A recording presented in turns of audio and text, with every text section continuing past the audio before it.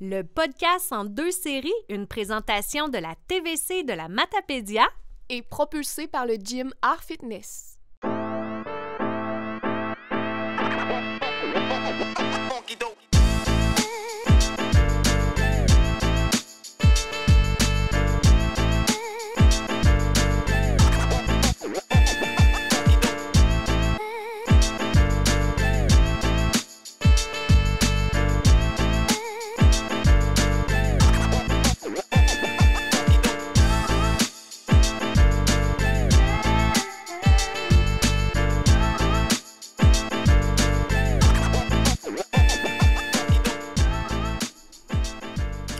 Allô les filles, ça va bien? Salut Isa!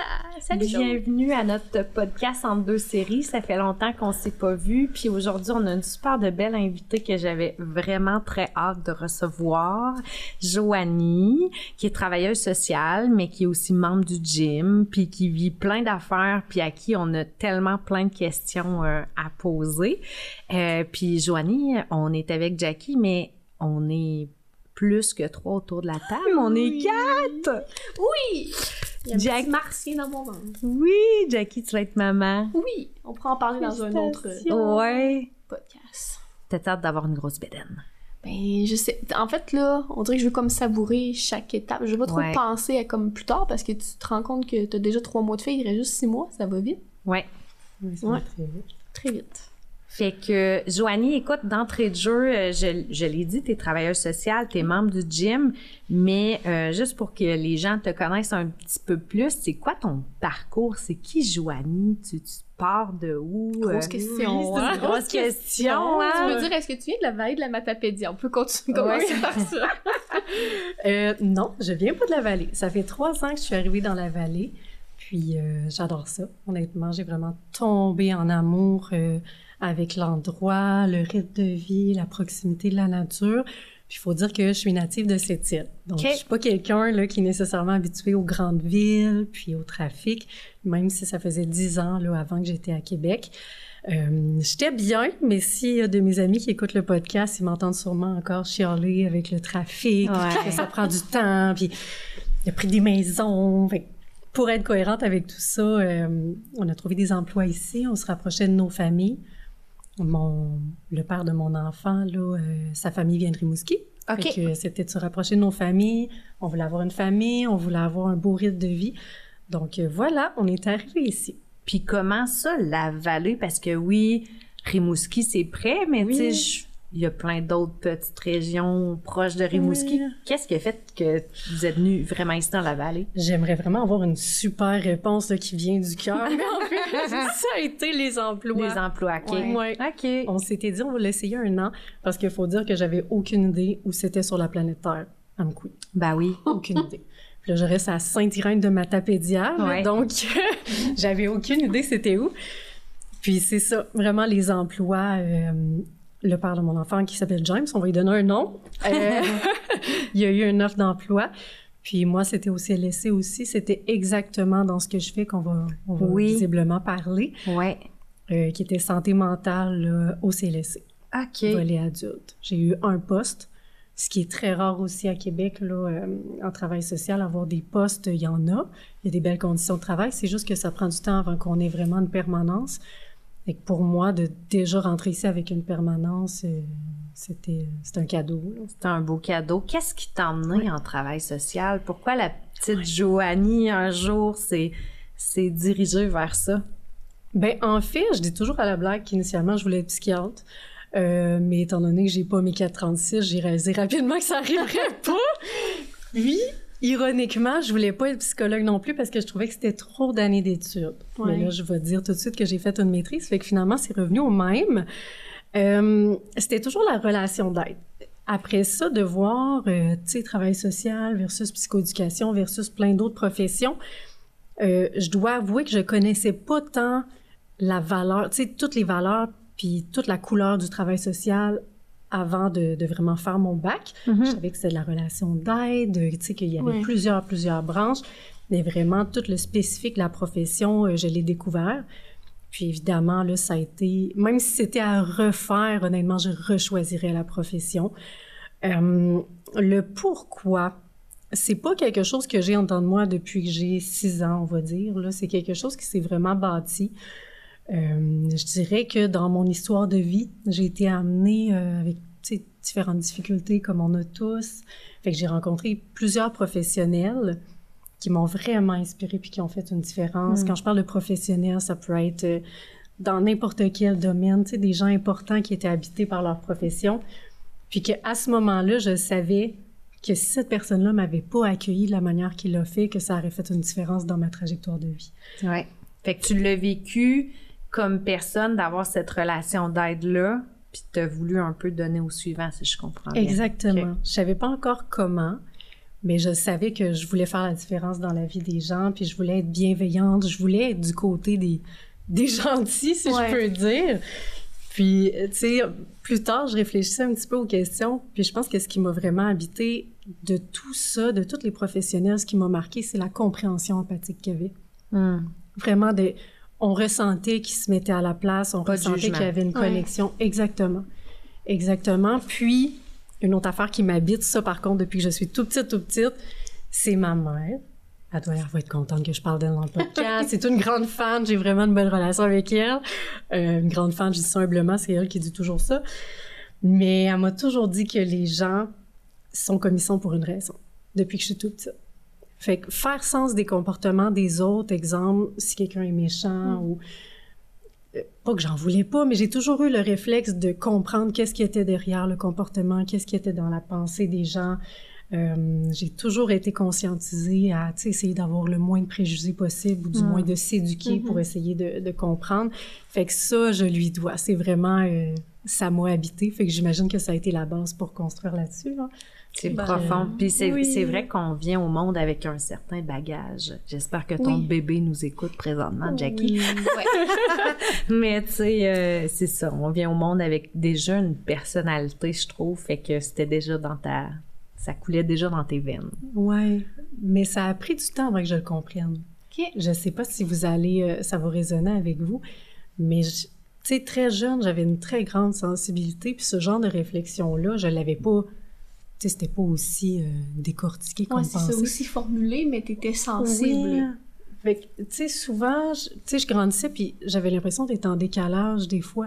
Tu sais, de pas toujours comprendre, puis de pas comprendre pourquoi que ça me faisait autant d'émotions. Tu sais, écouter TVA Nouvelles, moi, je veux dire, je pleure, je peux pas écouter ça, mais adulte, avec le cheminement que j'ai, je le comprends que c'est parce que j'ai une très grande sensibilité. Ouais. Mais de grandir avec ça très jeune... je l'ai pas toujours... Ben, c'est ça, j'osais pas le dire, là. Non, mais je comprends, là, tu sais, quand j'étais jeune, parce que j'ai fait travail social aussi, je me suis réorientée après, parce que j'ai pas assez la patience pour ça, là.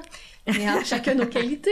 Puis, c'est ça, là, tu sais, jeune, tu pleures, t'es sensible, tu sais, les gens, ils vont pas bien, t'écoutes des films, c'est pas juste des films tristes, mais tu sais, des films où que les gens vivent des situations particulières, puis ça vient te chercher comme si c'est toi, tu sais.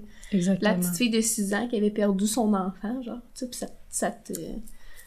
Tellement. Ma mère a reculé des films des fois juste pour me faire pleurer parce qu'elle savait les bouts, là, tu sais, que j'allais pleurer, là, tu sais. C'était comme un peu le running gag, là. Moi, quand je dis j'allais en travail social, maman dit comment tu vas faire, tu sais, pour pas pleurer avec les gens, tu sais. Tu fais des carapaces et tout, mais... Ben, effectivement, moi, je vous rejoins tellement là-dessus. Puis tantôt, quand on est rentré, on se préparait pour le podcast, ben, tu sais, je te l'ai dit, Joanie, on va en parler un petit peu plus tard de ce que tu vis présentement, mais tu sais, tout de suite, là, ça m'a comme, en te voyant, ça m'a envahi, j'ai comme pris ça, tu sais, fait que c'est ça, fait que oui, je vous rejoins, mais justement, dans ton travail, tu sais, sachant que tu avais cette sensibilité-là, comment tu fais pour moi, c'est ce qui me... C'est ce qui me fascine un peu des professionnels de la santé, c'est de dire comment ils font pour t'arrives chez vous puis tu garder une santé mentale saine. Tu sais, je veux dire, t'es en santé mentale, mais veux pas, toi aussi, toi, à prendre soin de ta santé mentale. Là, tu sais. Tu fais comment, tu sais, pour justement prendre soin? Ouais. Plusieurs éléments. Tu sais, on va être très honnête. Je suis nouvellement chargée de cours aussi, puis j'enseigne justement le premier cours d'intervention, lui qu'on a hâte d'avoir au bac. Puis, évidemment, toute la question de l'empathie puis de la sympathie, c'est quelque chose, c'est un terme qui revient. Puis, très franchement, tu sais, ça fait peut-être si on arrondit en 8-10 ans que je suis dans la relation d'aide de près ou de loin. Puis, c'est quelque chose qui est à construire Puis on dirait qu'à un moment donné, on vient avec notre zone de confort, on sait quelle situation va venir un petit peu plus nous chercher, mais dépendamment de ce qui se passe dans notre propre vie, tu sais, on est plus fatigué, on est plus stressé. C'est sûr qu'à ce moment-là, veut pas, c'est notre sensibilité qui va être un petit peu plus... ça va venir nous chercher un petit peu plus. Ouais. Puis, ce qui arrive aussi, c'est que c'est pas un travail qui est nécessairement routinier. Fait qu'on n'a pas toujours le contrôle sur, tu sais, notre charge de cas, si on peut dire, les gens avec qui on intervient. Fait que des fois, il peut y avoir des périodes, ben pas que c'est plus relax, on s'entend que les gens viennent nous voir parce que ça va pas bien. Ouais. C'est le bout, plate du travail, mais d'un autre côté, tu sais, des fois, c'est plus calme, des fois, c'est plus rocambolesque. Fait que quand il y a beaucoup cyclique, que c'est condensé, que c'est des gros drames, des grosses charges émotives, ben c'est sûr que je connais mes limites. Mes limites, on dirait que je les connais, mais j'ai tendance à les traverser, évidemment. Là, on va être très franche, fait que j'ai l'impression que, tu sais, je les repousse. Mais je sais, tu sais, je connais mon état intérieur, puis je me fie à ça. Parce que des fois, je peux être capable de super bien jongler avec, tu sais, des situations très difficiles, ça va bien, je me sens en contrôle. Puis des fois, il va y avoir des situations que d'habitude, ça irait super bien, mais en raison de mon contexte de vie, ça fait que c'est tout ça. Y a-tu une switch? Moi, c'est toujours ça que je me suis demandé parce que... de mettre la switch à off, tu sais, c'est-tu possible? Tu sais, comme moi, par exemple, je suis en gestion. Fait que le soir, quand j'arrive chez nous, des fois, je suis pas capable de mettre la switch à off puis de me dire, OK, pense pas à telle affaire qui est arrivée puis tout ça. Tu sais, on dirait que j'aimerais ça, puis peut-être tu vas me répondre qu'il n'y en a pas, mais j'aimerais ça savoir les gens qui sont dans le domaine de la santé, qui vivent des choses, tu sais, même les premiers répondants ou peu importe. C'est quoi la switch qu'on peut fermer, faire comme, OK, non, ça existe-tu? C'est-tu utopique de penser qu'il pourrait avoir une switch? Je pense que ta switch, elle se met à off, mais il faut que tu le décides, là. Il n'y aura pas de coupure naturellement, là, tu sais. Je sais que, mettons, il y a certains ambulanciers, ben, tu sais, quand ils arrivent sur des gros accidents, ils vont en parler ensemble après, ils vont avoir de l'aide aussi, tu sais, pour ventiler ou pour... Mais c'est dur, là, mettons, quand t'es... Mettons, faut que je me rapproche. Oui. J'ai essayé de faire ça subtilement, mais... C'est à cause que Francis, qui est derrière la caméra, qui nous gère, a de la misère avec le fait que je bouge beaucoup devant mon micro. Ouais. Mettons, si je parle pour moi, là, comme travailleur autonome, je trouve que c'est dur de mettre la switch à off, mais à un moment donné, je me suis rendu compte que la to-do list, là, elle finira juste jamais. Quand même que tu passes à travers toutes les 10 choses que tu as à faire, il va y en avoir 2, 10, 1000 autres qui vont se rajouter dans ta semaine, dans ton mois. Fait qu'à un moment donné, c'est de faire le choix qu'un travail, c'est juste un travail. Puis en travail social, c'est ce que j'avais de la misère, de mettre la switch à off. Dans le sens que moi, je voulais aider tout le monde. Je trouvais que le système, des fois, allait pas assez vite pour qu'est-ce qu'on pouvait faire. Tu sais, des fois, je trouve qu'on compliquait trop les choses pour aider quelqu'un. Fait que ça, mettons ça, j'ai trouvé ça plus tough, là. Toi, tu fais comment, tu sais, mettons, justement, quand t'as des grosses situations pour... Ben, en fait, là, ce que tu dis, ça me fait penser, là, à quand j'étais aux études, que j'avais comme 3 jobs en même temps, puis les études, mettons, comme dans la gestion, il y a des choses que, si tu décides de travailler 24 heures, tu vas pouvoir travailler 24 heures, tu peux faire avancer les choses. Fait que t'as pas le choix de te mettre une pause. La nuance que je vais apporter, c'est quand que j'ai des suivis, que je donne... tu sais, 1 heure, puis tu sais, moi, des rencontres de 3 heures, ça arrive, là. Oh, faut pas que ma boss entende ça. Mais dans le sens que je suis tellement généreuse de mon temps, tu sais, une fois que j'ai cherché les outils, que j'ai fait les démarches avec la personne, comprends-tu que j'ai pas à mettre la switch à off parce que je sais que je la revois, que s'il y a quelque chose que la personne va m'appeler, fait que dans ces situations-là, quand c'est stable, on s'entend, là, c'est plus facile de mettre la switch à off. Mais il y a des situations, puis là, je pense que c'est important de se connaître, quand c'est des gros drames. Tu sais, il est arrivé un événement à un moment donné, tu sais, que je me surprenais à y penser. En dehors des heures de travail, là. Mais c'était pas dans une optique de travail, c'était vraiment dans une optique humaine, là. OK. Puis c'est là, des fois, que moi, quand j'ai ce genre de choses-là, c'est des petits signes que je fais attention, puis c'est à ce moment-là que je vais utiliser mes moyens à moi, qui est évidemment... Le sport, c'est toujours là. Puis tu sais, quand je parle de sport, c'est sûr que si je suis plus fatiguée, j'irai pas faire un 2 heures de CrossFit ou, tu sais, je peux y aller, mais je vais modeler. Tu sais, je vais y aller plus relax ou je vais faire du yoga. Après ça, quand je me mets à avoir plein de petits signes comme ça, ben là, je réintègre la méditation. vraiment de la pleine conscience guidée, là, je mets ça. Fait que c'est vraiment mes 2 outils majeurs. Puis après ça, évidemment, il y a la base, là, l'alimentation et le sommeil. Fait que dans ces choses-là, quand je sens que j'ai des signes ou que ça se met un petit peu déraper, ben, j'essaie de me recentrer sur les choses que j'ai un petit peu de contrôle. En fait, je t'écoute puis je me dis, tu les as, tes switches en avant de toi. Tu sais, t'as comme tu peux moduler entraînement, moduler alimentation, moduler sommeil, moduler méditation. Tu sais, c'est sur ce tableau de bord-là que tu joues, si je comprends bien. Vraiment. Puis ça, je pense que ça vient avec, ben, tu sais, un petit peu d'expérience. On s'entend que quand j'ai commencé, j'avais pas ces connaissances-là, puis de jauger un petit peu tout ça. En tant que professionnelle, mais en tant que personne aussi. Je pense que je me connais vraiment bien, puis on est notre outil de travail. Fait que c'est sûr que si je veux parler d'anxiété, j'ai envie de bien connaître la mienne, j'ai envie d'avoir testé des outils. Fait que c'est sûr que, tu sais, c'est pas parfait, puis c'est un travail constant, mais j'ai cette curiosité-là de m'assurer de bien comprendre mon état intérieur du mieux que je peux, du moins. Oui, puis je suis certaine que ce que tu dis là, ça va résonner, puis ça va faire du bien. Juste moi, en ce moment, je suis en train de me dire, j'aimerais traîner Joanie partout où je vais maintenant. Alors, je vais te kidnapper après le podcast.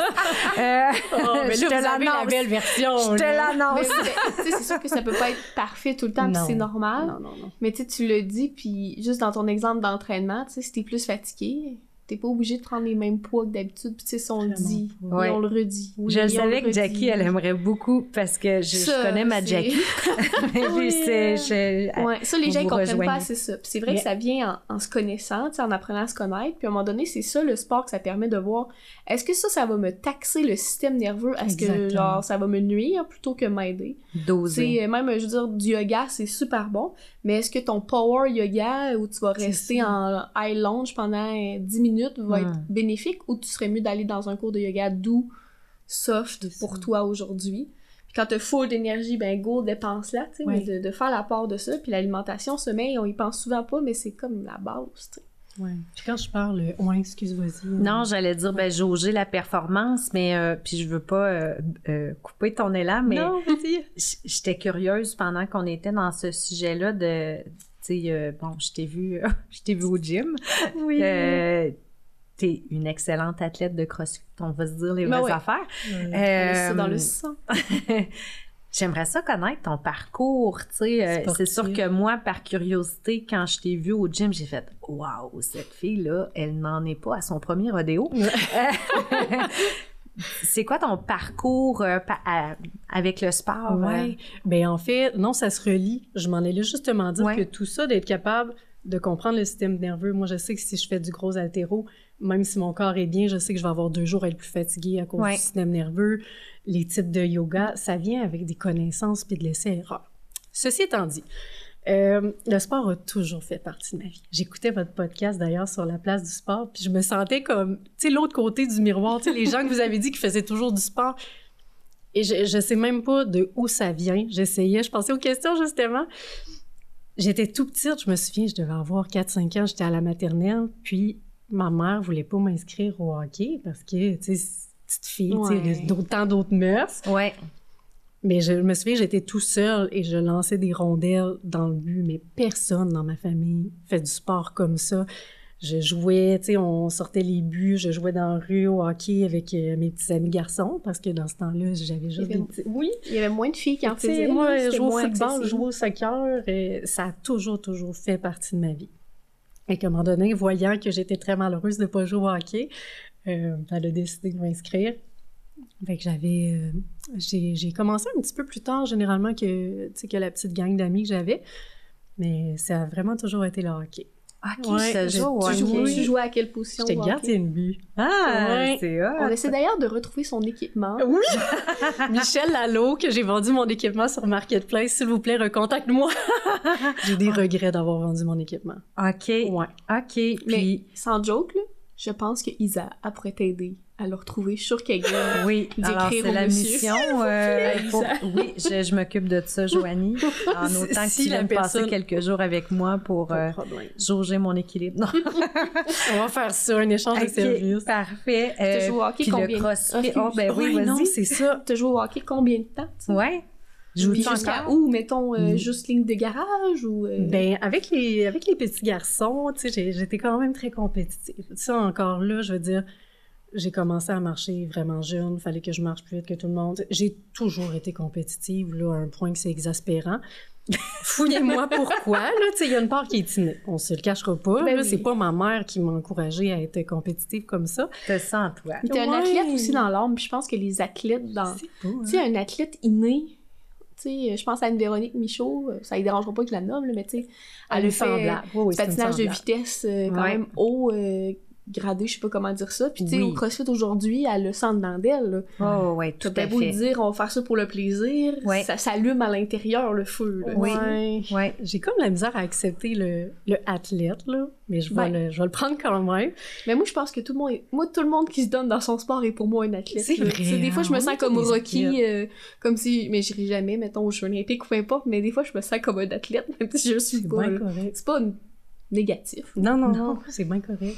Mais, tu sais, mettons, athlète dans ma tête, tu sais, encore là, c'est mon aspect compétitif qui est très fort, c'est que j'ai pas été si haut que ça.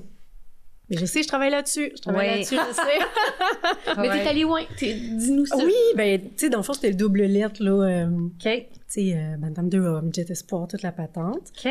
Mais quand même, là, tu sais. Ah Jet ouais, Espoir, c'était pas c'est pire, pas- là. Je regarde ça des fois, tu sais, avec du recul. J'étais comme, mais mon Dieu, ils sont quand même bons, les petits garçons à cet âge-là. Puis c'est ça, j'étais gardienne de but. Puis jusqu'à Midget 3A, je me suis fait retrancher. Après ça, j'ai fait l'équipe Midget 2A ici à Montjoly. OK. Ben, j'allais pas super bien, là. Fait qu'en tout cas, ça a comme terminé dans ces années-là. OK. Je devais avoir autour de 17, 16, 17, 18. OK. Fait que ça a été une année... tu sais, il faut comprendre que j'ai toujours été structurée là, du sport-études. C'était à tous les jours, à tous les fins de semaine. J'étais habituée d'avoir un... Tu sais, je me posais pas de questions, ça allait de soi, là, l'entraînement, les pratiques. Fait que d'arriver puis d'arrêter d'un coup sec le sport, ça a été vraiment... ben c'est ça, j'ai fait le party comme bien des gens au cégep. Puis c'est ça, j'ai à fait fait. des expériences. Je peux lever la jeunesse- main ici pour le party au cégep. Que jeunesse se fasse, comme Ouais, dirait c'est ma ça. mère. Puis j'avais pas des saines habitudes de vie. Fait que voilà, un petit 2 ans. Puis je remercie encore, c'est drôle, je lui ai encore écrit cette année. Il s'appelle Pascal Dufresne. Il s'occupe il est coach de Limoilou. OK. Les Titans de Limoilou, l'équipe féminine. Oui. Puis j'avais jamais été attirée à faire du hockey avec les filles. J'étais tellement pas habituée à ça. Tu sais, OK. c'est un autre style de jeu. Fait que j'avais toujours fermé la porte. Mais là, voyant que, tu sais, ça allait comme clairement pas bien, là, puis l'école, j'ai jamais vraiment trippé. C'est ironique parce que j'ai fait une maîtrise, là. Mais je me suis dit, ça serait un moyen, tu sais, de l'essayer, de revoir une structure, de finir mon cégep. Fait que j'ai fait 2 ans collégial OK. féminin. Cool. Jusqu'à 20 ans. En fond, j'ai fait ça jusqu'à 20 ans, puis c'est là que j'ai découvert le CrossFit. Fait que OK. la transition, c'est comme doucement fait d'un sport à un autre. Fait qu'évidemment, dans le CrossFit, c'est là que j'ai commencé à vraiment m'entraîner plus sérieusement, que je voulais faire de la compétition et tout ça. Fait que je dirais... Fait que là, j'ai 32. Fait que ça fait 12 ans là, que je connais le CrossFit, puis que c'est dans ma vie. OK. Fait que c'est pour ça que ça paraît que t'as Ben vraiment oui, de mais l'expérience. elle s'est rendue aussi, tu sais, Ouais, les régionaux. t'es quand même allée aux régionaux quand même. aussi, là, je veux dire. C'était un bon calibre. là. C'était beaucoup d'entraînement, mais OK. dans ce temps-là, ça faisait vraiment du sens pour moi. Là, tu sais. La Ouais. transition s'est faite doucement. Là, c'est sûr que je m'entraîne vraiment pas autant. Puis, tu sais, des fois, peut-être des gens qui vont me croiser justement quand j'ai la petite étincelle qui s'allume puis j'ai full d'énergie. Mais je vous jure, tu sais, des fois, je m'entraîne avec la barre vide. Tu m'as Mais déjà oui. vu. Tu sais, si je file pas bien ou j'ai des douleurs parce que j'ai une spondylorthrite ankylosante, dis-je, à 30 ans. Fait que des fois, tu sais, j'ai des poussées de douleur. Ouais. Fait que tu sais, je fais vraiment attention à mon corps. Vraiment, vraiment, vraiment. Ben, t'es un beau modèle parce que, tu sais, on a cette fausse croyance-là que si on a la capacité, il faut toujours être Non, le pied, tu Au sais, fond. au tu sais, fond. mais non. Tu t'entraînes avec la barre vide, puis on sait bien que tu as la capacité d'avoir la barre pleine, puis tu sais, d'avoir des beaux succès au gym, mais tu sais, tu as cette sensibilité-là à dire, OK, non, tu sais, je vais écouter mon corps. Fait que, tu sais, je trouve que c'est un beau modèle, là, tu sais, de Mais c'est pas un être peu dans comme- l'orgueil ou dans... Puis, tu sais, ça, je veux qu'on en parle aussi, mais tu sais, de pas être dans l'image, tu sais. Dans l'ego aussi, qu'est-ce que les autres vont penser, tu sais. J'ai une barre vide, tu sais. C'est pas parce que notre voiture, elle peut rouler à 180, ça à 20, que quand il fait tempête, ça se peut que tu ralentisses à 80 ou à 70, tu sais. Ben, je vois ça un peu comme notre énergie, là. Tu sais, quand il fait super beau soleil, l'été, t'ouvres les fenêtres, t'as la musique au fond, tu vas rouler genre 120, ça à 20, tu sais, puis ça va bien aller. Ben, je compare ça à une journée que t'as full d'énergie. Ben, une autre journée, ben, il mouille, il fait frette, je sais pas, moi, t'as pas de chauffage dans ton auto, il grêle, c'est super glacé dehors, ben, tu vas rouler 80, 70, ben, c'est la même chose, tu sais, avec l'entraînement de doser, tu sais, selon la température de ton corps, là, si je peux dire. Là. Mais, tu sais, puis c'est là où je veux aller avec Joanie, parce que je sais que c'est un sujet que, pour avoir discuté un peu de ça avec toi, avoir lu aussi des posts que tu as fait, par rapport à l'apparence, tu sais, c'est sûr qu'on retrouve ça un petit peu au gym, puis on en a parlé dans d'autres podcasts aussi, tu sais, on a tous nos enjeux, puis tout ça. Toi, dans ta vie, tu sais, t'as dit que t'as fait du hockey avec les hommes, avec les femmes, t'as fait le crossfit. C'est quoi ton rapport par rapport à l'apparence physique ou... C'est un de mes sujets préférés. Ta maîtrise, c'est le sujet. Oui, c'était mon sujet de maîtrise. C'était ton sujet de maîtrise, c'est donc bien hot. Je veux juste faire un petit bémol parce que je veux être très transparente. Tu sais, l'affaire de respecter son corps et tout ça, ça fait pas tout. J'ai pas toujours été comme ça. On s'entend, là, je veux juste être transparente, mais on peut travailler. Tu sais, tu parlais de l'orgueil puis tout ça, tu sais, j'ai passé par là. J'ai pas toujours été aussi douce et dans la harmonie avec mon corps. Oui, exactement. C'est correct, puis merci de le nommer. Oui, parce que c'est la vraie, c'est la vraie vie, puis en fait, on évolue, ça fait du bien, tu sais, de savoir. Puis il y a des gens qui nous écoutent probablement, puis on n'est pas tous rendus au même stade. Puis des fois, on a l'impression d'avoir gagné une victoire, mais on n'a pas encore gagné la guerre.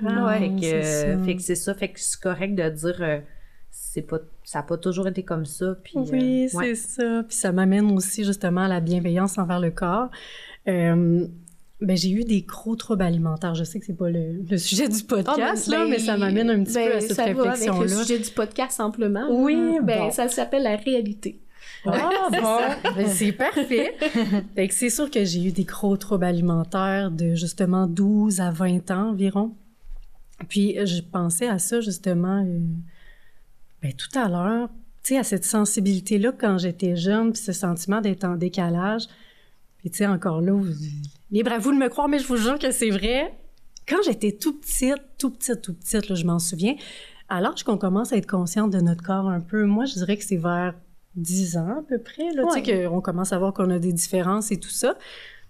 Puis j'avais réellement de la difficulté à comprendre. Dans ma tête, je trouvais tout le monde beau.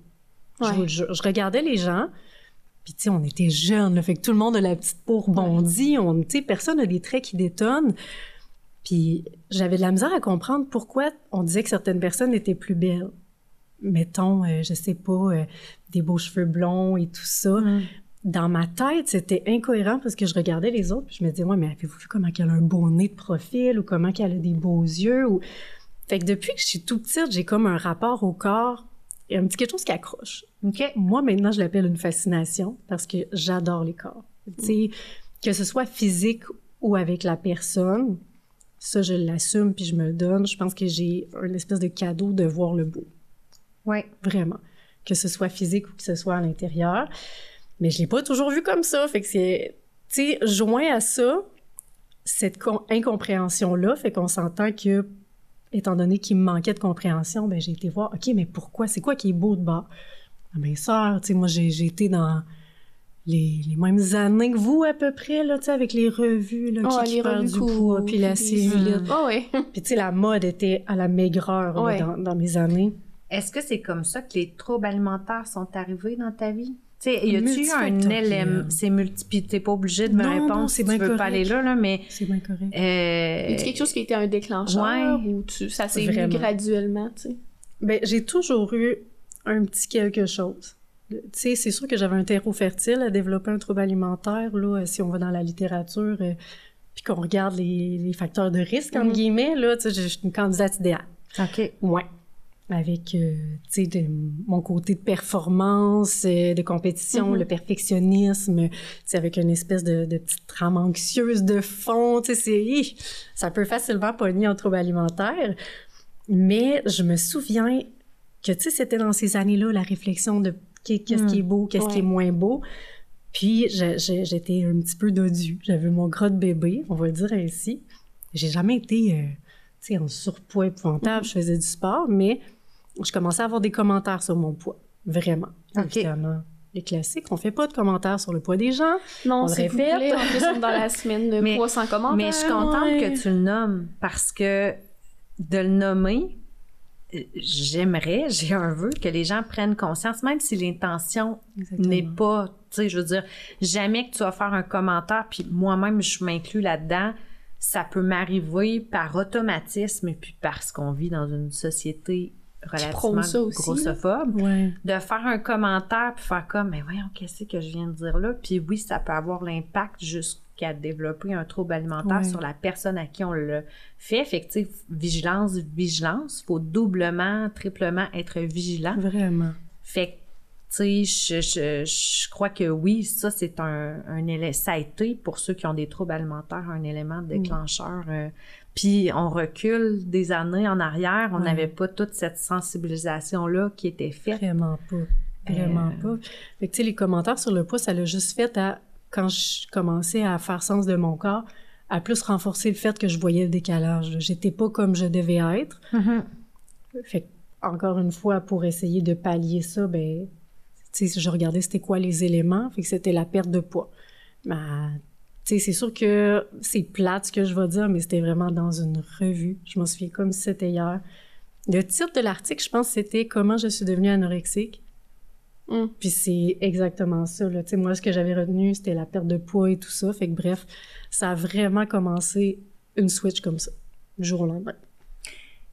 Est-ce qu'on guérit complètement d'un trouble alimentaire? C'était le sujet de ma maîtrise. Oui! Ah, pour vrai? Puis je le savais même pas. C'est pas tant le sujet. En fait, là, dans mon cheminement, moi, tu sais, c'est vraiment vague, mais moi, oui. Je n'accepte plus d'avoir l'étiquette de trouble alimentaire. Vraiment. Je te file à 100%. Je pense que oui, tu peux en... Ben, tu sais, moi, je pense que oui, tu peux en guérir. Peut-être qu'il y a des petits pop-up, des fois, qui vont ressortir, ou tu sais, quand on parle d'anxiété, ça se peut qu'à un moment donné, tu sois plus anxieuse, mais tu vas avoir tellement de ressources mises en place, tu sais. Peut-être que tu peux pas guérir, tu sais, à 100% comme si ça avait jamais existé. Je pense que tu apprends à vivre avec ça, puis à faire que, OK, mais tu sais, je suis guérie. Je passe à une autre étape. Tu sais, je sais que j'ai ces cicatrices-là, mais ils sont refermés. Mais tu sais, une cicatrice, c'est comme, une bergeture, ça peut... Tu sais, elle paraît sur mon corps, ben elle peut paraître dans mon esprit, dans mon cœur, dans ma tête, mais j'ai appris à la guérir, puis tu sais, j'ai mis les bons pansements dessus, je l'ai bien soigné. Tu sais, un peu comme quand tu te casses un bras, ben tu peux en guérir, mais ça se peut que tu restes des fois parfois fragile, ça se peut que des fois, il y a des gens qui vont rester... Quand c'est plus humide, tu vas le sentir. Ben oui, tu sais, je pense que je vois ça un peu comme ça, avec je sais pas... Non, c'est vrai. C'est dans le sens que... Question niaiseuse. L'arthrite, oui, mais pas les troubles alimentaires. OK. Moi, j'aimais moins ça. Puis je m'explique. C'est qu'encore une fois, c'est sûr que là, bon, je commence à réaliser que je me pose beaucoup de questions dans la vie, hein. J'ai commencé à aller vraiment bien vers 20 ans. OK. Tu sais, vraiment à recommencer à manger, à m'éduquer un petit peu sur l'aspect nutritionnel, de vraiment, tu sais, remplacer mes fausses croyances par des vraies croyances. Puis je me rendais compte, tu sais, j'étais dans le milieu de l'entraînement, puis j'étais comme, hey, je vais vraiment bien. Mais c'est comme si j'avais encore l'étiquette de trouble alimentaire, mais je regardais les autres autour, puis j'étais comme, ouais, mais les autres, ils vont vraiment moins bien, tu sais. Il y avait beaucoup de complexes sur leur corps, tu sais, je voyais qu'il y avait des diètes très restrictives. J'étais comme, mais pourquoi je vais mieux qu'eux autres, puis j'ai encore l'étiquette? Fait que ça, c'était comme un sentiment d'injustice de me dire, tu sais, exemple, ils vont dire, ouais, mais là, tu sais, t'es encore un petit peu rigide. Ouais, ça fait partie du trouble alimentaire, mais ça fait aussi partie de ma personnalité. Là, il n'y a plus le trouble alimentaire, mais je reste quelqu'un de très intense, je reste quelqu'un... Tu sais, qui a besoin d'une structure. Qui est perfectionniste. Exactement. Tu peux pas changer au complet, là, ta personnalité parce que c'est arrivé dans ta vie. Là, non. T'sais. Puis, tu sais, en toute franchise, jamais que pour moi, soit que je vais arrêter de manger ou soit que je vais me faire vomir ou... Tu sais, les croyances ont été remplacées par des choses saines, fait que pour moi, c'est un non-sens. Jamais je vais réutiliser ces moyens-là. Fait que c'est pour ça que je me dis... Puis, tu sais, quand j'allais pas bien puis que les gens me disaient « on peut pas en guérir », tu sais, ça reste quelque chose. Tu sais, c'est fort de dire... Tu peux pas en guérir, dans ton pire état de souffrance, parce que, tu sais, là, c'est deep, mais je m'étais vraiment résignée à mourir de ça. Fait que de te faire dire que t'en guéris jamais, moi, je trouvais que... Tu sais, là, d'un point de vue, je suis comme, ça n'a pas de sens, ça n'a pas de sens. Tu sais, c'est comme te dire, ben, tu vas toujours rester avec ça, c'est pas intéressant pour personne. Il y a personne qui va vouloir se forcer non plus à aller mieux. Tu sais, si, comme quelqu'un qui fait une dépression, si on dit tu t'en sortiras jamais, tu vas toujours rester dépressive. C'est pas tant aidant, tu sais. Peut-être que tu vas rester fragile à certaines choses, mais je pense on a tellement vu de belles différences, de telles, tu sais. Puis comment on peut aider quelqu'un qui a un trouble alimentaire dans notre vie? Tu sais, autant tu nous as parlé de l'élément déclencheur, ou moi j'aimerais ça savoir aussi qu'est-ce qu'on peut faire pour prévenir ou aider ou contribuer. Des choses aidantes. Des choses aidantes. Et ça, c'est très vaste. Fait que, tu sais, je vais y aller vraiment personnel. Moi, qu'est-ce qui m'a fait du bien, qu'est-ce qui m'a inspiré. Je dirais, tu sais, je leur dis souvent, là, ils me trouvent lourde, mais mes amis, sérieusement, je leur dois tout. Mes amis, là, je les ai depuis que j'ai 10 ans pratiquement, fait qu'ils m'ont toujours accompagnée là-dedans. Fait que le non-jugement. Le non-jugement, puis de pas être découragé ou d'être fâché. Je sais que c'est difficile, puis que ça vient prenant pour les proches, mais vraiment essayer de juste être dans l'empathie. Si la personne ne veut pas en parler, on n'en parle pas. On peut nommer qu'on est présent. Puis je dirais par nos actions. Parce que quand j'allais vraiment pas bien, pour moi, dans ma tête, c'était impossible que quelqu'un qui mange 3 repas par jour pouvait être mince. Ça ne marchait pas dans ma tête. Puis j'ai vécu avec ma cousine, que elle, c'est comme... Ça n'a pas rapport à son corps. C'est une belle personne. Puis, tu sais, si elle a envie de manger de la pizza, elle mange de la pizza. Si elle a envie de manger de la poutine, elle mange de la poutine. Mais je le voyais. J'avais comme une preuve. Ou quelqu'un qui était en surpoids puis bien dans sa peau, dans ma tête, ça fonctionnait pas. Fait que ça prend des gens, ça prend des preuves vivantes. Fait que je pense qu'on peut faire la différence. Pour inspirer les autres. Exactement. On est un modèle ou un effet boule de neige, tu sais, que... Puis en ne critiquant pas notre corps. Tu sais, quelqu'un qui est... Ben, je sais pas, c'est sûr que j'avais des distorsions, mais quelqu'un de plus mince que moi qui se plaint sur son corps, c'est sûr que moi, j'irais pas bien, là. Ouais, c'est ça. Ouais, ça contribue. Ah, puis je suis tellement contente que tu nommes ça. Parce que c'est vrai que ça, c'est un élément qui... Puis je suis certaine encore que ça part pas d'une mauvaise intention, mais oui... Ben, moi, je veux dire, je vais parler pour moi, mais j'en ai des amis qui sont plus minces que moi, puis que, mais là, j'ai une bédaine, ou...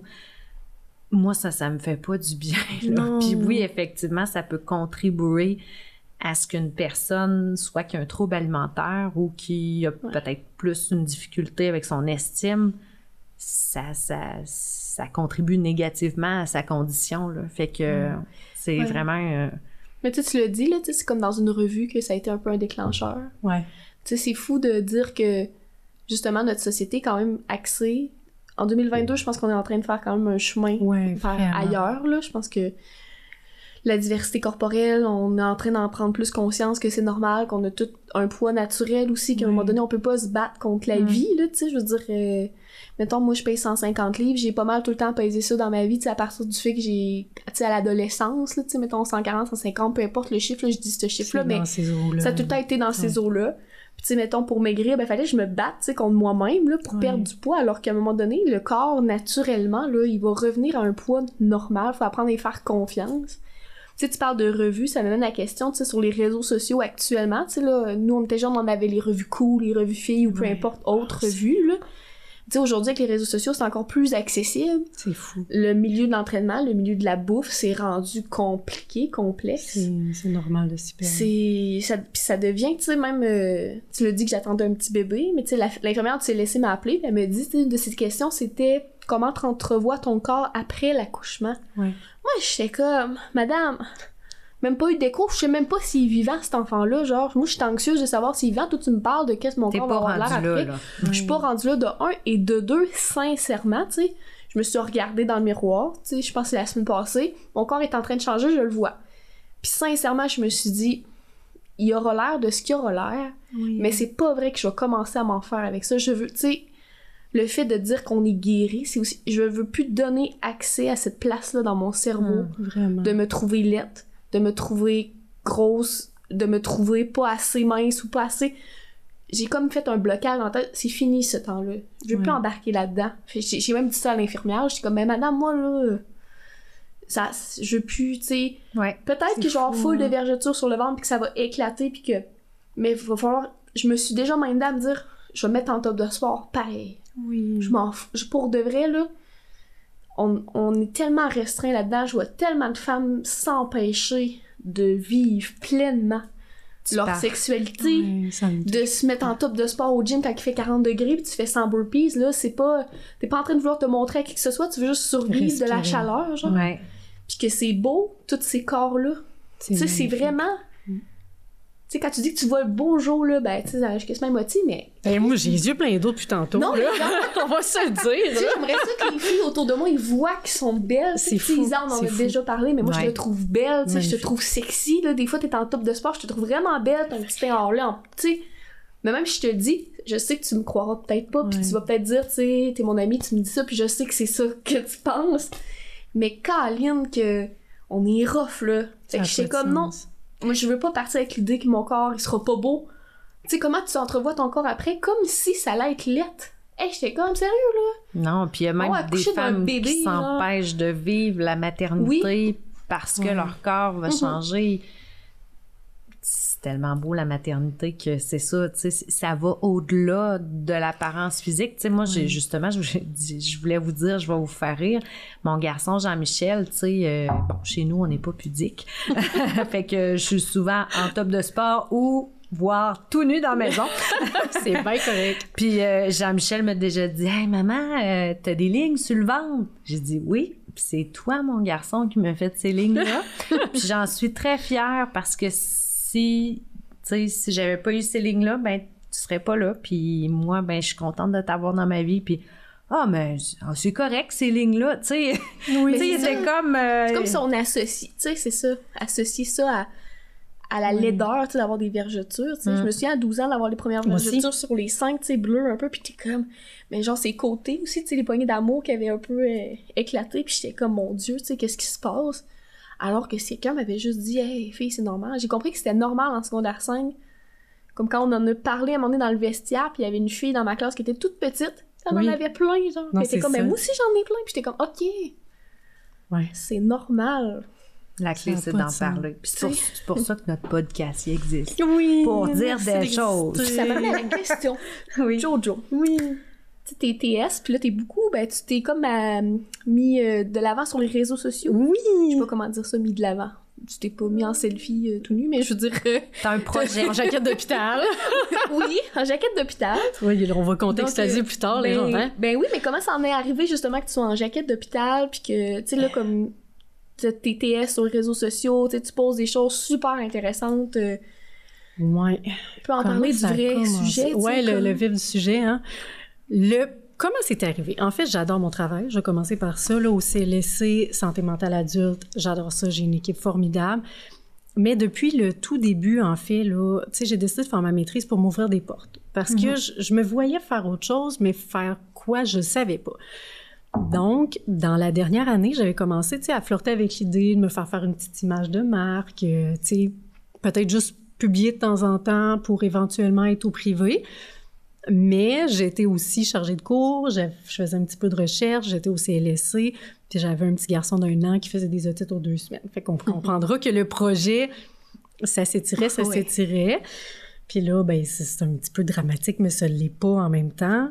J'ai eu l'annonce d'un sarcome dans la jambe, qui est un cancer. Je sais, tu sais, il y en a qui connaissent, il y en a qui connaissent pas. C'est quoi, ouais, parce que sarcome, c'est un gros mot, là, tu sais. À ce temps, je le dis, cancer là. aussi, là, c'est... Ouais. Il y a plusieurs types de sarcome, là, c'est sûr que je suis pas médecin, hein. Fait que là, moi, j'y vais avec ce que j'ai lu puis ce qu'on m'a expliqué. En fait, là, je savais que c'était quoi un sarcome avant. Fouillez-moi pourquoi. Moi, un sarcome... Ouais, je sais pas. Peut-être mes recherches Google. Je me souviens qu'il y avait une émission à un moment donné, puis il y avait quelqu'un qui avait un sarcome, fait que ça m'a toujours resté de me dire, mon Dieu, ce serait épouvantable d'avoir ça. Fait que la vie a un drôle de sens de l'humour, des fois. Donc, j'ai commencé à avoir une bosse sur le mollet. Mais là, paniquez pas, tout le monde, là, c'était... Tu sais, c'est vraiment une bosse particulière. Mais j'avais commencé à courir. Ça, on parle du mois de mai environ. Parce que 2022, dans le fond? Ouais, okay. Le mai dernier. Moi, je suis une coureuse d'été. Fait que quand il a commencé à faire beau, j'ai commencé à courir. Puis c'est ça, des fois, je m'écoute pas toujours. Puis j'avais un petit peu mal au mollet la nuit. Fait que là, je me disais, bon, tu sais, j'ai dû encore partir trop fort, puis...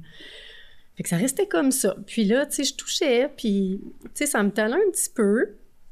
Puis, mais j'en faisais pas nécessairement de cas, parce que je me disais, tu sais, je m'entraîne, fait que c'est peut-être juste une petite douleur qui est liée à un muscle. Fait que de fil en aiguille, j'ai consulté. À un moment donné, j'ai été à l'urgence parce que, bon, ils pensaient que c'était peut-être une thrombose. Mais après coup, je sais très bien que l'urgentologue elle savait que c'était pas une thrombose puis qu'elle voulait comme enrayer la possibilité d'un sarcome. Fait que ça a commencé comme ça. J'ai été référée après ça pour faire une biopsie. IRM? Les deux. Ben, le premier, c'était une radio, là, une échographie. OK. Ouais, une échographie. Après ça, j'ai passé l'IRM. C'est vraiment à l'IRM. Tu sais, mettons l'annonce du diagnostic, moi, j'ai vraiment eu le choc à l'IRM. Parce que dans ma tête, tu sais, je sais que ça faisait pas de sens pour certains proches, mais dans ma tête, je me disais, c'est sûr que c'est ça. Tu sais, c'est impossible que ce soit les autres choses. Et qu'à l'IRM, personne s'est prononcé, évidemment, parce que faut que ce soit sûr avec la biopsie et tout, parce que c'est quand même un diagnostic qui est lourd de sens. Oui, c'est ça. Là. Tu dis pas à quelqu'un... Non, en faisant la radio, oui, c'est ça. Un muscle qui est déchiré. Non. Fait que c'est un petit peu ça qui est arrivé. Fait qu'à l'IRM... Là, ils m'ont référé en orthopédie à Rimouski. Fait que là, moi, je m'attendais, tu sais, qu'à me faire dire qu'il allait enlever ça, mais là, non. Finalement, c'était sur spécialité à Québec et tout, là. Fait que je dirais que ça fait comme depuis le mois d'août, là, qu'on est là-dedans. Fait que ça a déboulé assez rapidement. La bonne nouvelle, c'est qu'il n'y en a pas ailleurs. Fait que, tu sais, c'est pas il n'est pas tout petit, mais il n'était pas énorme non plus. Puis bon... Comme je vous disais un petit peu tout à l'heure, là, il y a différents types de sarcomes. Il y en a que c'est dans les os, il y en a que c'est dans les tissus mous, comme celui-là que j'ai au mollet. Mais ils peuvent se promener partout. Ils peuvent faire des métastases partout, les sarcomes. C'est pour ça qu'ils sont bien tannants puis ils sont difficiles à voir. Parce que, tu sais, c'est très subtil encore là. Tu sais, on voit pas ma jambe, mais il y a pratiquement rien qui est visible. Mais à l'IRM, on voit qu'il y en a. Fait que ça prend vraiment... Des éléments particuliers pour qu'on s'en rende compte rapidement. Dans le fond, une chance que tu cours. C'est ce que je comprends. Ben, parce que peut-être que juste la bosse, t'aurais pas emmené à consulter ou... Est-ce que tu pensais que c'était ton muscle, tu sais, dans ta jambe, mettons? Tu sais, quand tu touchais, là, toi, tu disais-tu, mon mollet est dur, tu sais, je sais pas. Puis, tu sais, présentement, si on touche, il y a rien. Il n'y a rien parce que j'ai fait de la radio, là. J'ai fait 25 traitements de radiothérapie pendant 5 semaines à Québec. Puis ça a vraiment bien répondu. Elle a vraiment rapetissé. Avant, on la voyait, là. C'était rendu quand même... mais c'était rendu visible. Mais bon, puis là, il reste l'opération. Oui, c'est ça. Fallait que tu fasses comme la radiothérapie, c'est tout ça? Oui. Dans ta jambe? Oui, local. 5 fois semaine pendant 5 semaines. Ouais. Puis après, là, l'opération, c'est comme dans quelques jours. C'est mortif. Puis là, dans le fond... après l'opération, j'imagine qu'ils vont être capables de dire « OK, ça a bien réussi, on a fait... Ouais. » Tu sais, c'est étape par étape de ce que je comprends.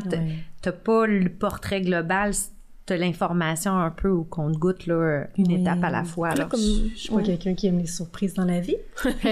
Non, tu travailles ton lâcher-prise. J'aurais jamais pensé. J'ai pas le choix. Ouais, c'est ça. J'ai pas le choix. J'ai un petit garçon, j'ai tellement de beau dans ma vie. Puis, tu sais, encore là, tout le rapport au corps, jamais, tu sais, il y en a, puis peut-être que ça va m'arriver, mais tu sais, pourquoi le cancer, puis pourquoi moi? J'ai jamais eu ce genre de réflexion-là.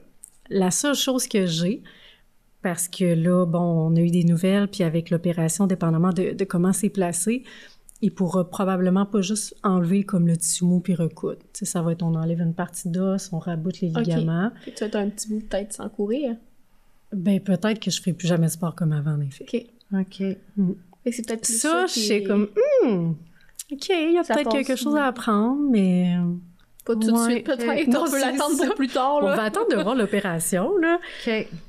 Mais au moins, fait que c'est au compte-gouttes. Mais d'un autre côté, ça pourrait être tellement pire. Ouais. Mais tu sais, on en parle aujourd'hui parce que depuis le début, mettons que ça t'est arrivé, tu l'as quand même dit rapidement. Oui. Tu sais, t'es coach au gym aussi, puis on l'avait dit aussi parce que ça vient toucher toute une communauté, là, tu sais, je veux dire, on t'aime d'amour, puis c'est quand même une grosse nouvelle, puis je pense qu'on voulait pas te laisser tout ça là-dedans. Puis tu sais, t'as été beaucoup positive, tu sais, je veux dire, on a parlé, mais c'est normal, là, d'avoir des coups de barre aussi des fois, puis tu sais, de... Ouais. Merci de nous partager ça, en fait. Ben merci cette réalité-là, parce que... votre soutien. Je suis stoppée. Moi, tu sais, je suis correcte. Mais non, c'est correct. Mais non, t'as pas à t'excuser, franchement. Mais... C'est pas un sujet super léger non plus, là. Ben non, mais c'est plus parce que je t'écoute, puis j'essaie tellement de relativiser ces temps-ci, puis tu sais... J'aimerais tellement ça que les gens, des fois, soient capables aussi de relativiser dans la vie. Tu sais, je suis fatiguée cette semaine, on a la compétition de CrossFit, puis là, je me disais, tu sais... Là, je t'écoute, puis tu sais, ça me touche, puis je me dis, hey, tu sais, on est chanceux, on est tellement chanceux, puis je te suis sur les réseaux sociaux, puis j'ai l'impression que depuis le début où tu as eu ton diagnostic, ta réaction, c'est un petit peu de... d'apprécier toute la chance que t'as malgré les obstacles que t'as présentement, tu sais. Fait que, encore une fois, je trouve ça super inspirant pour les gens, là, tu sais. Tu pourrais, là, t'effondrer, là, tu sais. Puis t'aurais le droit aussi, là, tu sais, je veux dire, là, on en parle, puis tu sais, je sais que t'es dans le positif aujourd'hui aussi, la gratitude, mais tu sais, je sais qu'il y a des moments aussi plus rough. Puis tu sais, moi, je te souhaite juste que si à un moment donné, t'as le goût, là, tu sais, de crier, ou peu importe, tu sais, on est là, tu sais, reste pas genre...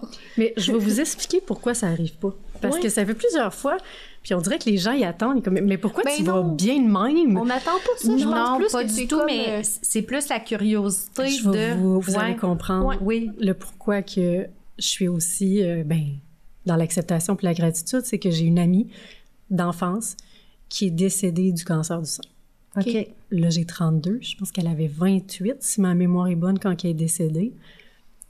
Fait que c'est sûr que son cheminement, ça a été laborieux. Là. Ça a été un cancer d'un côté, il enlève un autre cancer pas lié à celui-là. Ça a toujours été long, ça a été difficile, ça a été la chimio. Fait que pour moi, de faire, OK, il y a un cancer, il est opérable, il n'y a pas de métastase, c'était juste... Je peux pas ne pas avoir de gratitude en voyant ce que Isa, mon amie, elle avait vécu, tu sais. Oui, tout à fait. Non, je comprends tout à fait, puis je trouve ça beau, en fait, tu sais. Mais c'est correct parce que... C'est un petit peu ça, mon message. Je te trouve belle. Merci de le partager, l'histoire avec ton amie, parce que ça explique, je pense, un peu, tu sais, dans le sens que pourquoi, tu sais, que tu remercies aussi comme la vie de... pas d'avoir un cancer, on s'entend, là, on pourrait s'en passer de ça, mais le fait que, justement, ça soit opérable, puis qu'on verra après l'opération, si on traversera le pont quand on traversera, là. Mais c'est pas facile, là, des fois, de relativiser. On se rend compte que j'étais allée en Équateur, puis après ça, je suis revenue ici, là, puis je me disais, sérieux, là? Moi, si j'entends encore quelqu'un se plaindre au gym qu'il manque un appareil pour les quads... c'est tellement bon! Là. Non, mais genre, là, à quel point tu te rends compte que là-bas, leur gym, c'est dans un container. C'est pas large, là. Un vrai container, c'est ça, leur gym, là. Puis ici, on est là, maintenant, avec des machines à 10 000 $, puis on en voudrait plus, tu sais. Bref, j'avais une petite crotte sur le cœur Edith, mais c'est juste c'est ça, de voir à quel point, c'est ça, la vie, c'est beau, là. Puis on va juste la vivre une fois, cette vie-là, là. Puis il n'y en aura pas d'autre, là. Fait que, tu sais, je te trouve bonne, mais c'est dans la... Ouais. Pas juste bonne, tu sais, je te trouve... Inspirant. Ouais. Non, mais c'est gentil. Mais... Effet boule de neige aussi, là, dans le sens que le fait que t'es comme ça, je trouve ça inspirant, puis ça me ramène, moi aussi, à... Hey, non, tu sais, je sais pas, moi...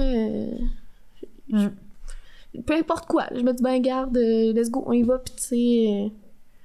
Puis pour la suite, Joanie, tu sais... bon, tu vis ça présentement, puis Jackie en a parlé, tu sais, t'as un peu...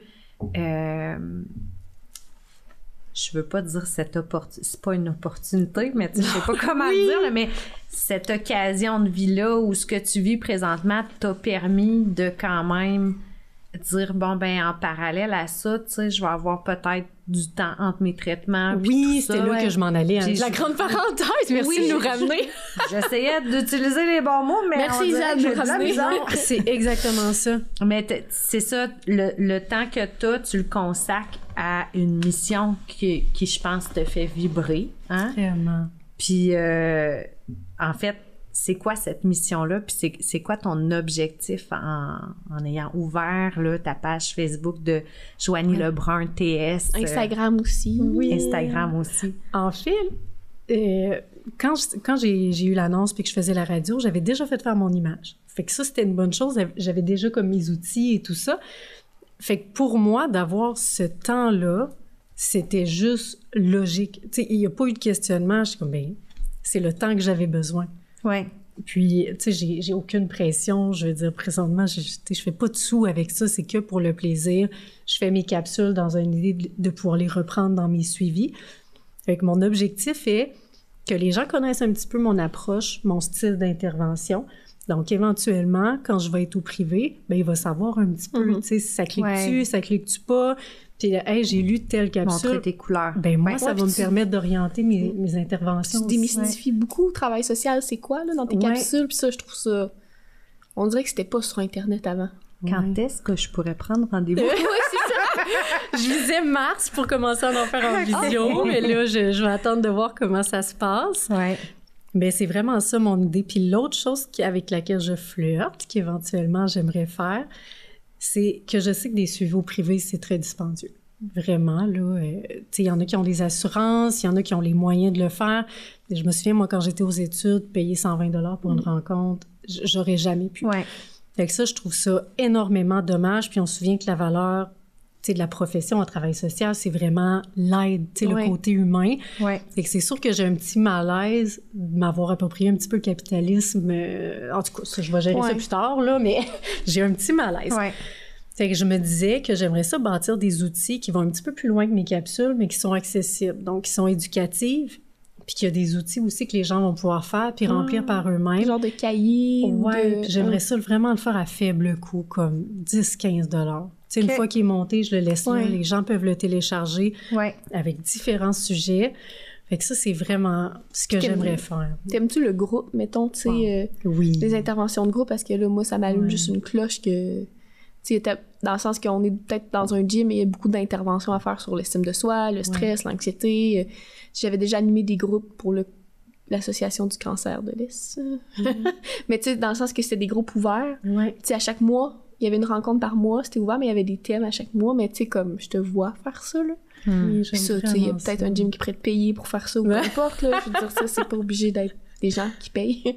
Non, mais il y a comme quelque chose à faire. Ben c'est ça, en fait, il y a aussi ça. Moi, ça me surprend, là. J'ai déjà 2 conférences. Tu sais, j'avais comme un malaise au mot conférence, puis c'est vraiment c'est l'agence Bloch qui m'ont aidé à faire un petit peu mon image, puis tout ça. C'est comme, mais pourquoi tu fais pas des conférences sur un sujet, tu sais, une fois qu'il est monté, on dirait, j'étais comme, mais là, ça prend un standing, ça prend du prestige pour faire ça. Puis ça, je me suis dit, ben non, tu sais, ça prend quelque chose à dire. Puis honnêtement, depuis le début du podcast, moi, on a 3 conférences. Dis, Joanie, t'as quelque chose à dire. Vraiment, t'es super inspirante. Vas-y, go. C'est gentil. C'est un petit peu ça, d'avoir, tu sais, d'autres cordes à mon arc, puis... Puis je sais pas quand le podcast va sortir, il va peut-être être sorti après la fin de la campagne de financement. Mais présentement, tu portes le chandail. Ceux qui sont en audio ne verront pas le beau chandail, vous irez le voir en vidéo, mais tu as une campagne de financement présentement. Oui, parce que ça, c'est une autre affaire, puis j'aimerais ça expliquer de long en large avec quelque chose de logique, mais c'est vraiment une bulle au cerveau que j'ai eue. Il n'y a pas d'autre nom, c'est une bulle au cerveau. Je me suis vraiment levée un matin... Ben en fait, c'est une bulle au cerveau, mais il y a une signification.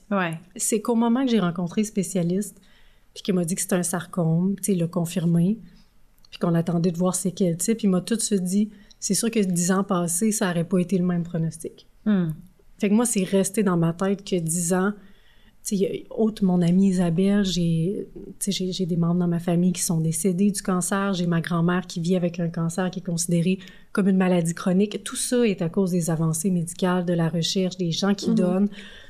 Fait que j'ai vraiment eu un élan de redonner, de ramasser des sous. Puis bon, j'aime les chandails amples, puis j'aime les sacs dans la vie. Mais j'ai pas un énorme talent créatif, faut le dire. Tu sais, les images et tout ça. Puis je vais me permettre de nommer Isabelle Carignan, qui est une artiste que je connaissais pas. J'ai vu là, dès le départ au café, ses affiches sont là. Puis je la connaissais pas, mais je trouvais qu'elle faisait des choses incroyables. C'est magnifique. Ça faisait tellement du sens puis du bien, ces affiches, que je me suis dit, j'ai lancé une bouteille à la mer. Je me suis dit, je vais y écrire. Tu sais, je vais parler de mon projet, si elle embarque, elle embarque. Tu sais, j'avais un malaise aussi. Je voulais pas lui dire, veux-tu créer de quoi gratuitement? Tu sais, on s'entend que ça... Mais comme dès le départ, t'es comme, non, là, on le fait, puis tu sais, on verra après, puis non, tous les sous vont à la recherche. Fait qu'on a parlé un petit peu informel comme ça. Je vais dire que je restais en face de la montagne, puis que ça avait une signification pour moi. Fait que c'est vraiment à la lumière de notre rencontre qu'elle a créé ça de toutes pièces, là, spécifiquement beau, pour ça. Fait que ça va vraiment bien. Là, on peut encore commander des chandails? J'ai eu la question ce matin. OK, c'est bon. On peut commander des chandails, il y a des sacs, puis il y a des affiches aussi. OK. Donc, moi, j'ai commandé une affiche. Puis on te rejoint soit sur ta page. Oui, sur ma page ou sur mon compte personnel, qui est Joanie Lebrun TS. Aussi simple que ça. Puis c'est ça, c'est jusqu'à lundi, la veille de l'opération, là, qu'on peut commander, parce que je voulais m'assurer de tout préparer, parce que c'est surprenant à quel point les gens embarqués, là, ça me touche, là. J'ai de la misère à calculer, c'est pas ma force, là. Puis il va falloir qu'Isabelle valide les chiffres pour s'assurer que c'est ça.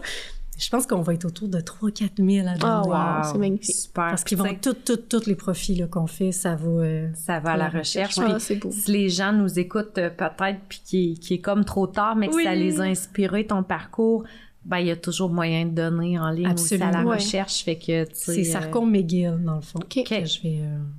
Il y a comme 2 sous-branches, là, mais tu sais, ça va vraiment pour soutenir la recherche. Francis pourrait mettre le lien en dessous de la barre de description. Ah! Il nous fait signe des pouces. Ouais. Le temps file, ma belle Joanie. T'es tellement inspirante, ça a tellement été une belle rencontre puis un beau podcast avec vous deux. Je vous aime. Qu'est-ce qu'on te souhaite pour la suite?